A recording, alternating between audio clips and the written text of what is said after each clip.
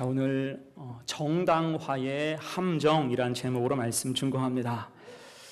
사람은 스스로 합리화하고 정당화하는 버릇이 있어요. 면피라고 하죠. 내가 안 했어. 면피하는 게 습관이 되어 있습니다. 우리가 성경에도 보면 하나님께서 지적하실 때 믿음이 없는 사람들 특징이 뭐냐면 항상 면피한다는 거예요. 면피하고 변명하고 정당화합니다. 곧 이것은 인간 본성의 문제라고 할 수가 있을 거예요. 죄를 지은 아담부터 그랬습니다. 창세기 3장 보니까 하나님이 주셔서 나와 함께 있게 하신 여자, 그가 그 나무 열매를 내게 줌으로 내가 먹었나이다. 변명하고 있어요. 그러자 이를 듣고 하와도 변명해요. 뱀이 나를 꿰물어 내가 먹었나이다. 이 사람들은 엎드려 하나님 앞에 자복하지 않았고요. 변명하면서 어쩔 수 없었노라고 스스로 정당화하려고 했습니다. 자, 이 아담과 하와의 아들인 가인도 그랬죠. 그 죄를 다 알고 계신 하나님 앞에 그는 이렇게 말했습니다. 창세기 4장 9절 말씀, 내가 알지 못하나이다. 내가 내 아우를 지키는 자니까. 자, 그뿐 아니에요. 이스라엘 초대왕 사울도 그랬습니다. 그때 그는 불순종했죠. 하나님 말씀을 따르지 않고 자기 멋대로 했습니다. 그래서 하나님께서 사무엘을 보내주셨을 때 사무엘 향해서 궁색한 병명과 핑계를 댔어요. 가장 좋은 것으로 당신 하나님 여호와께 제사하려고 양과 소를 끌어왔나이다. 변명이었죠. 자, 이렇게 사람은 자기의 죄된 행동에 대해서 정당화하기 바쁩니다. 변명하는 버릇, 본성이 있어요. 그것은 당장의 평안을 위해서지요. 스스로 면죄부를 주는 것과 같습니다. 그러다가 큰 코 다치게 돼요. 나중에 크게 당하게 되는 것입니다. 움베르토 에코의 장미의 이름이라는 유명한 소설이 있어요. 들어봤습니까? 장미의 이름, 유명한 소설이에요. 내용이 이렇습니다. 중세 어느 수도원에 연쇄적으로 살인 사건이 발생해요. 이때 죽은 사람들의 공통점이 뭐냐면 손가락 끝과 혀가 까맣다는 거예요. 손가락 끝과 혀가 까매요. 이에 수도 원장은 윌리엄이라는 수사에게 이 사건을 의뢰합니다. 이에 윌리엄은 수많은 방해와 위험이 있었지만 끈질기게 노력해서 결국 범인을 잡아요. 범인은 수도원의 도서관 관장인 호르헤라는 신부였습니다. 그는 나름대로 금서를 만들어 놓고 아까 읽지 말아야 될 책을 만들어 놓고 그 책을 읽은 사람들을 독살해 왔던 것입니다. 자, 그러면 그가 생각했던 금서의 기준, 금서가 무엇이었을까요? 그것은 웃음에 관한 책이었어요. 이게 가상이긴 하지만 아리스토텔레스가 썼다는 시학의 후편 책이었습니다. 아무튼 웃음에 관한 책의 페이지마다 독약을 일일이 발라놓고 그것을 보는 사람들이 손가락에 침을 묻혀서 책장을 넘기다가 결국은 독극물 중독으로 죽게 만든 거예요. 그래서 손가락 끝과 혀가 까맸던 것입니다. 자, 이제 범인을 잡아놓고 윌리엄이 신문을 해요. 당신은 왜 웃음에 관한 책을 읽지 못하게 했습니까? 그러자 이 범인이 길게 말해요. 웃음이라는 것이 인간을 행복하게 만들기 때문에 사람을 내세가 아닌 현세에 집중하게 만들어서 마귀를 기쁘게 만듭니다. 또한 웃음이라고 하는 것은 어리석은 백성을 공포로부터 해방시킵니다. 두려움이 없어지면 사람들이 과연 하나님을 찾겠습니까? 그러므로 웃음은 사람을 속되게 하고 세상을 타락시킵니다. 올바른 신앙이란 엄숙하고 진지해야 되며 참된 신앙인은 항상 근엄해야 됩니다. 나는 웃음이 좋은 것이라고 주장하는 책에 그래서 독약을 다 발랐습니다. 결국 그걸 본 사람은 다 죽고 말았습니다. 이를 듣고 윌리엄이 기가 막혀서 반박하면서 말을 해요. 당신은 지금 어이없는 변명을 하고 있습니다. 당신이 한 짓은 잔혹한 범죄입니다. 그리고 미소가 없는 신앙을 조장하고 누군가의 기쁨을 막는 게 과연 정상입니까? 이것은 악마와 같은 짓일 뿐입니다. 자, 그러자 범인이 다시 받아치는 거예요. 당신은 지금 나를 비난하지만 나는 하나님의 도구일 뿐입니다. 나는 아무도 죽이지 않았고 그들은 단지 그들 자신의 죄로 죽었을 뿐입니다. 서로 말이 통하지 않죠. 말이 통하지 않자 윌리엄은 그만하고 그 증거물을 내놓아라, 그 책을 내놓으라고 다그쳐요. 이에 범인은 그 책은 결코 세상에 나와서는 안 될 책이다 라고 하면서 이 독약이 가득 묻은 책을 찢어서 자기 입에 다 집어넣어버리고 이걸 말리는 윌리엄과 옥신각신 하다가 등불이 넘어져서 책에 불이 붙게 되었고 결국에는 아리스토텔레스가 썼다는 웃음에 관한 책은 물론 도서관 전체가 다 타버리고 맙니다. 이것이 소설의 끝부분이에요. 여러분, 이 책에서 호르헤의 문제가 무엇입니까? 자기 죄를 인정하지 않는 거예요. 악착같이 정당화하죠. 곧 이것은 저자가 호르헤와 불타는 수도원을 로마 카톨릭에 비유한 것과 같습니다. 중세 교회가 왜 망했습니까? 중세가 암흑기가 된 이유는 한마디로 교회의 타락, 교회가 저지른 죄악에 대해서 정당화하기 바빴기 때문이라고 저자는 본 거예요. 문제가 있어도 회개하지 않고 돌이키지 않고 자기 주장만을 반복했다는 것입니다. 자, 우리도 그렇습니다. 우리도 지난 몇 달 동안 이제껏 본 적 없는 뻔뻔함을 목격했어요. 대통령이란 자가 전 국민이 보는 앞에서 헌법을 유린했으면서 그것을 법정에서 전부 부정했습니다. 계엄을 계몽이라고 그랬더라고요. 계엄은 계몽이었다. 계엄을 계몽이라고 말하고 대국민 호소라고 말했습니다. 법이란 법은 다 무시하며 그저 정당화하기에 바빴어요. 그러다가 결국은 지난 금요일 드디어 파면됐죠. 여러분, 생중계 봤습니까? 생중계를 혼자 보는데 솔직히 통쾌하더라고요. 혼자 박수 쳤어요. 그리고 파면되고 나니까 저한테 여러 개 문자가 왔는데 그중에는 우리 딸들이 보낸 카톡도 있었습니다. 학교에서 그 선고를 실시간으로 다 보게 한 거예요. 이것은 교육청과 학교 측에서 참 잘했다라고 할 만하죠. 정당화할 수 없는 것을 정당화했을 때의 결말을 보게 한 것입니다. 민주주의의 산교육이라고 생각해요.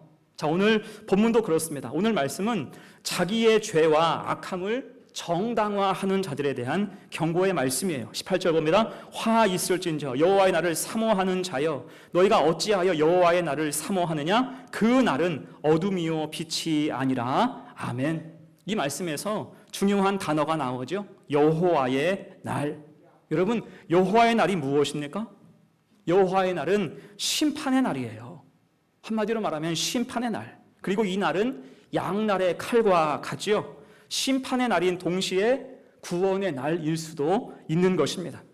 더 정확하게는 하나님을 믿는 백성에게는 축복의 날, 구원의 날이 될 수 있지만 불신의 사람들에게는 여지없이 저주와 심판의 날이 될 수밖에 없는 것입니다. 자, 그런데 문제는 자기가 어디에 속한 날을 잘 모르는 거예요. 자기가 어디에 속해 있는지를 전혀 감을 못 잡는 것입니다. 아니, 착각하는 거죠? 주님 보실 때는 분명히 심판받을 대상인데 스스로는 구원받는 줄로 알고 있다라는 것입니다. 그래서 여호와의 날을 두려워하는 게 아니라 오히려 사모하고 있다. 사모할 수도 있다. 그 말씀을 하고 있는 것입니다. 마치 탄핵 기각을 예상하고 현충원에 가서 참배하고 내가 속히 직무복귀를 해야 되겠다 꿈꿨던 사람과 같은 꼴입니다. 자, 이런 자들에 대해서 하나님은 19절에서 강하게 깨우쳐서 말씀을 주세요. 19절, 마치 사람이 사자를 피하다가 곰을 만나거나 혹은 집에 들어가서 손을 벽에 대었다가 뱀에게 물림 같도다. 여러분, 이것이 착각의 결과예요. 사자를 겨우 피했더니 더 큰 곰을 만나고요. 벽에 아무것도 없는 줄 알고 손을 대었다가 뱀에게 물리는 것과 같습니다. 절대로 계산처럼 되지 않는다는 뜻이에요. 심판의 당사자임을 심판당한 후에야 알게 된다는 것입니다. 여러분, 이게 얼마나 치명적인 거예요. 심판의 대상자임을 심판받기 전이 아니라 심판당한 후에나 알게 되는 것입니다. 얼마나 이것이 치명적이고 무지한 일입니까? 여러분, 우리도 이런 착각을 할 수가 있다는 거예요. 자기 연약함을 보지 못하고 자기 죄에 대해서 둔감할 때 자기가 받게 될 수도 있는 심판을 착각할 수 있다는 것입니다. 괜찮다, 나는 문제 없다, 이렇게 여긴다는 거죠. 그래서 우리는 늘 하나님 앞에서 자기 객관화를 할 수 있어야 할 것입니다. 자기 객관화가 정말 필요해요. 여기서 말하는 신앙의 자기 객관화가 무엇입니까? 나의 실체를 스스로 아는 거예요. 나의 연약함을 아는 것입니다. 과연 우리 중에 누가 하나님 앞에서 의인이라 말할 수 있을까요? 나의 본성만으로 우리 중에 누가 하나님 나라에 온전히 들어갈 수가 있겠습니까?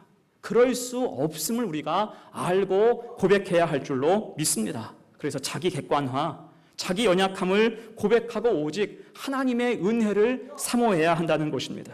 그럴 때 그 모습이 하나님께서 보시기에 좋은 겸비함의 모습이 될 수가 있는 거예요. 이것이 성도의 자격이라는 것입니다. 자, 그러면 아모스 선지자가 오늘 말씀을 선포할 당시 상황은 어땠을까요?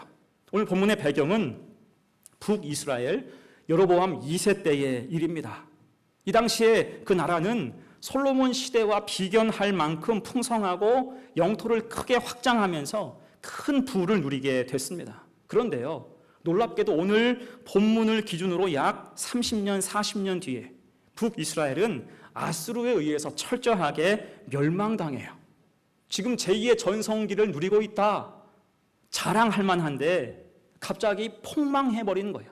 30년 후에 나라가 깡그리 다 무너지고 사라지고 만 것입니다. 왜일까요? 지금 잘 나갈 때 전혀 대비하지 못한 까닭이고요. 특히 국제 정세에 대해서 오판하고 있었어요. 사실 북이스라엘이 잘 나갈 때 그것은 이스라엘의 실력이 아니라 어부지리의 성격이었습니다. 자기 실력이 아니었어요. 어부지리의 성격이었습니다. 여러분, 어부지리 뜻이 뭡니까? 한 강가에서 조개가 이렇게 입을 벌리고 햇볕을 쬐고 있었어요. 이때 갑자기 도요새가 날아와서 조개살을 막 쪼는 거예요. 이게 깜짝 놀란 조개가 어떻게 해요? 입을 닫고 부리를 놔주지를 않는 거예요. 그래서 도요새가 말을 합니다. 이대로 있으면 너는 말라 죽을 것이니 어서 입을 벌려라. 그러니까 조개가 또 말을 하는 거예요. 내가 놓지 않으면 너는 굶어 죽을 것이니 네가 먼저 부리의 힘을 빼라. 한치의 양보 없이 옥신각신하는 사이에 그곳을 지나가던 어부가 어떻게 해요? 이게 웬 떡이냐? 모두를 다 잡아가 버렸어요. 이것을 어부지리라고 하는 것입니다. 자, 지금 북이스라엘도 어부지리의 상황이었어요. 특별히 한 것도 없는데 나라가 잘 되는 거예요. 특별히 노력한 적도 없는데 나라가 막 부강해지는 것입니다. 알고 보니까 주변 나라들이 당시 최강대국인 아수르를 상대하느라고 힘이 다 빠져버린 거예요. 대신 아수르와 직접 국경을 맞대고 있지 않았던 북이스라엘은 상대적으로 안전했고요. 그 힘을 유지할 수가 있었어요. 그러면서 힘 빠진 주변국을 침공해서 쉽게 승리하고 전리품을 가득 챙기고 무역까지 독점하면서 나라가 날로 부강해진 것입니다. 여러분, 이때 북이스라엘 당국이 필요한 게 무엇이었을까요? 겸손이겠죠. 이게 본래 내 실력이 아님을 진지하게 깨달았어야 마땅합니다.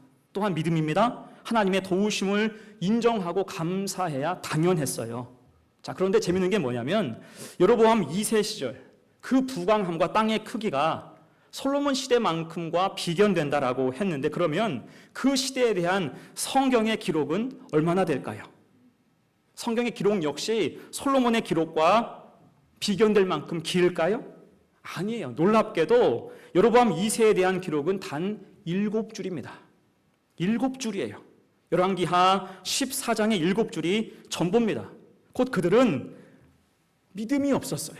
믿음이 없어서 하나님께서 그 부강했다는 시대 7줄로 모든 것을 정리하신 것입니다. 믿음이 형편없었어요. 심지어 하나님은 이렇게 콕 집어서 말씀을 해주십니다. 열왕기하 14장 25절 이하 말씀 제가 읽어요. 여로보암이 이스라엘 영토를 회복하되 하맛 어귀에서부터 아라바 바다까지 하였으니 이는 여호와께서 이스라엘의 고난이 심하여 매인 자도 없고 노인 자도 없고 이스라엘을 도울 자도 없음을 보셨고 여호와께서 또 이스라엘의 이름을 천하에서 없이 하겠다고도 아니하셨으므로 요아스의 아들 여로보암의 손으로 구원하심이었더라. 아멘. 모든 게 누구의 은혜였다고요?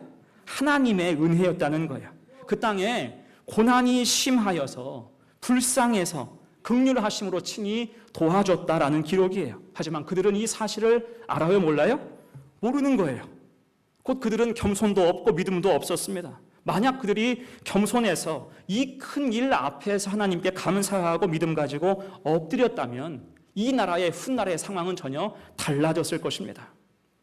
여러분, 예전에 2002년도에 동계올림픽이 있었어요. 그때 쇼트트랙에 출전한 호주의 브래드 버리라는 선수가 있었습니다. 브래드 버리. 본래 호주는 더운 나라잖아요.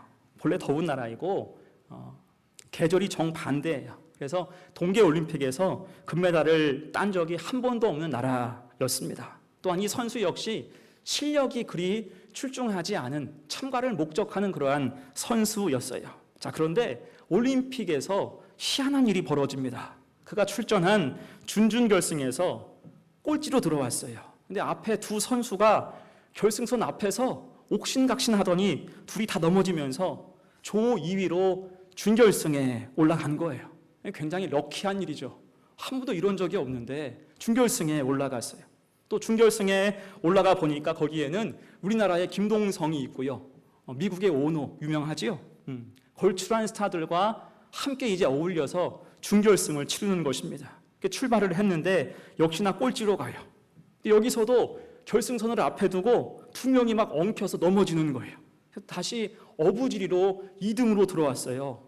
또 들어와서 보니까 1등으로 들어온 선수는 반칙을 해서 탈락을 했어요.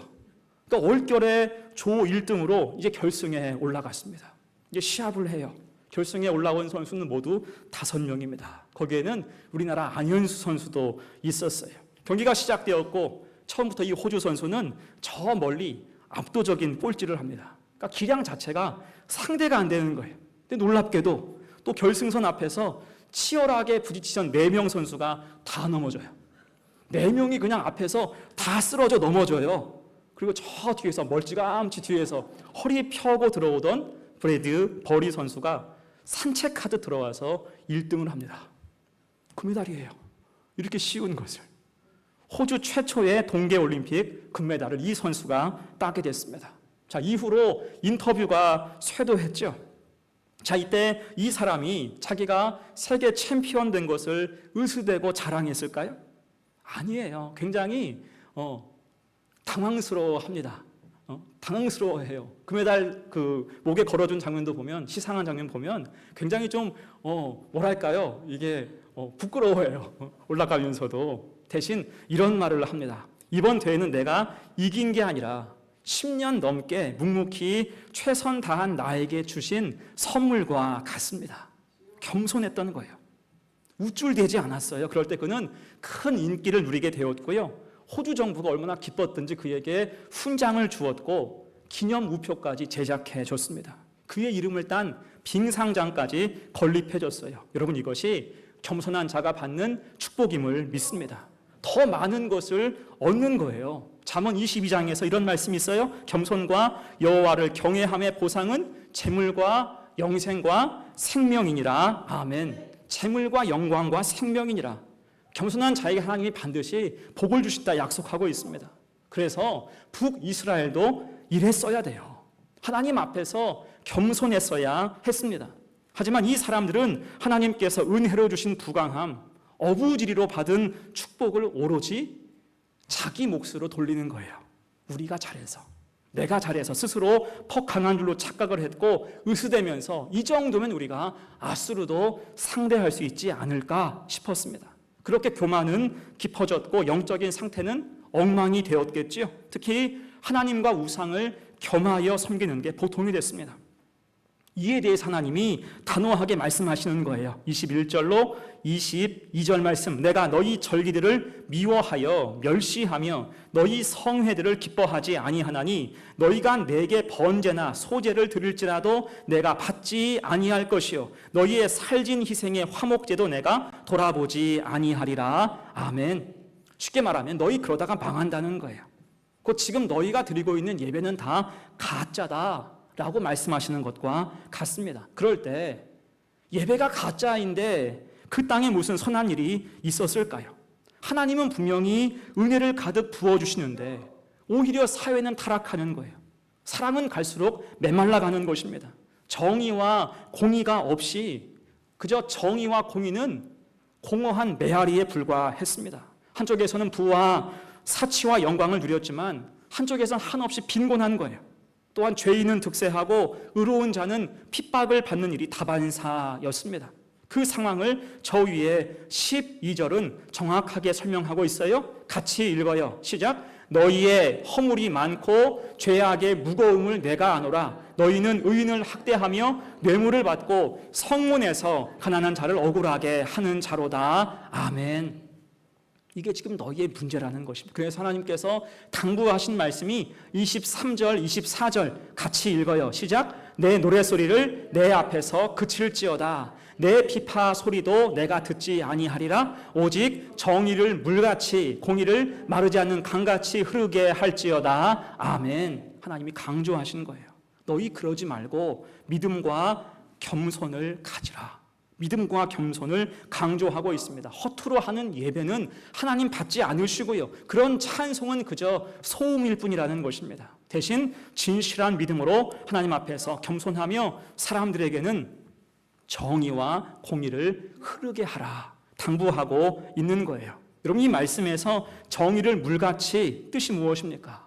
정의를 물같이. 정의가 우리 삶의 일상이 되어야 된다는 뜻입니다. 우리가 목이 마르면 물을 마시는 것처럼 정의는 신앙인에게 당연하다라는 뜻이에요. 미국의 유명한 팀 켈러 목사가 정의란 무엇인가라는 책을 썼어요. 그 책에서 그는 정의에 대해서 이런 중요한 말을 합니다. 많은 성도가 은혜를 더 중시하고 정의는 부수적인 것으로 여깁니다. 그러나 은혜와 정의는 결코 분리되지 않습니다. 우리는 은혜로 구원받았습니다. 그리고 구원받은 우리는 당연히 하나님이 원하시는 정의를 실천하여 살아가야 할 것입니다. 여러분, 이것이 현재의 교회가 간과하고 있는 거예요. 우리 성도들이 간과하는 게 이게 아닐까 싶습니다. 은혜와 정의의 분리. 이로 인해서 이 사회 속에서 교회가 설자를 잃고 사회에서 지탄을 받고 있지 않나 생각을 해봅니다. 자, 또한 하나님은 공의를 마르지 않는 강같이 흐르게 하라 말씀하셨어요. 이 뜻이 뭘까요? 여러분, 강 주변에는 어때요? 대부분 토질이 좋아요. 강 주변에는 대부분 평야가 있고요, 옥토가 많습니다. 그 땅에 강물이 흐르고 스며들어서 좋은 땅이 된 것입니다. 곧 공의를 실천하라, 겸손하고 정직하라. 그럴 때 우리가 가진 선한 영향력이 확장되어서 주변을 변화시킬 수 있다라는 뜻입니다. 여러분, 그래서 하나님이 우리에게 원하시는 것이 무엇일까요?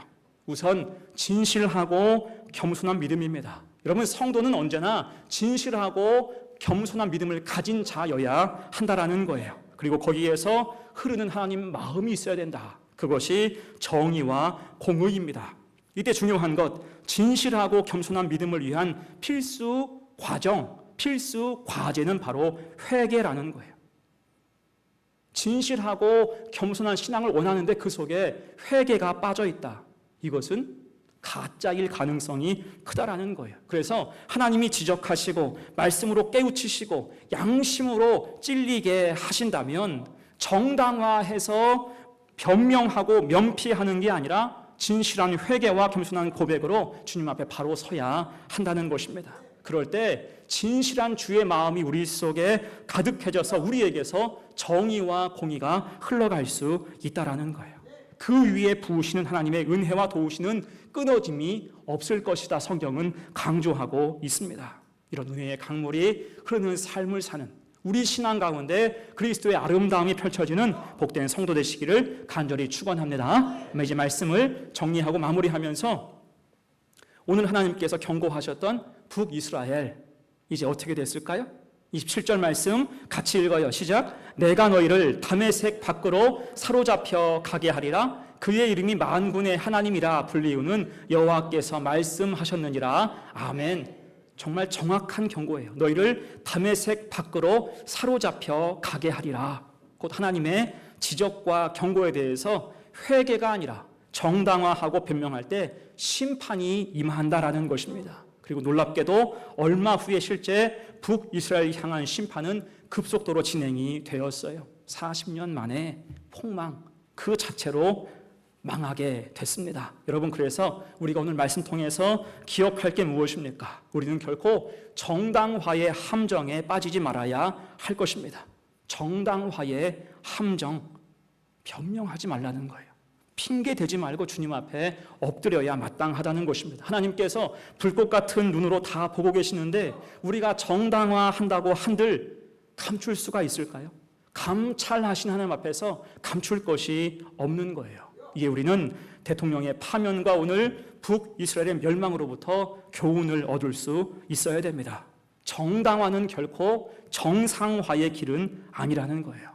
오로지 하나님 앞에서 진실하게 회개할 때 은혜는 부어지고 정의와 공의가 흐르는 참된 삶의 정상화가 이루어지는 줄로 믿습니다. 그렇게 우리 성도들 신실하게 믿음의 삶을 살면서 은혜가 충만한, 우리를 통해서 거룩한 주의 은혜가 흘러가는 역사가 임하기를 간절히 축원합니다. 아멘.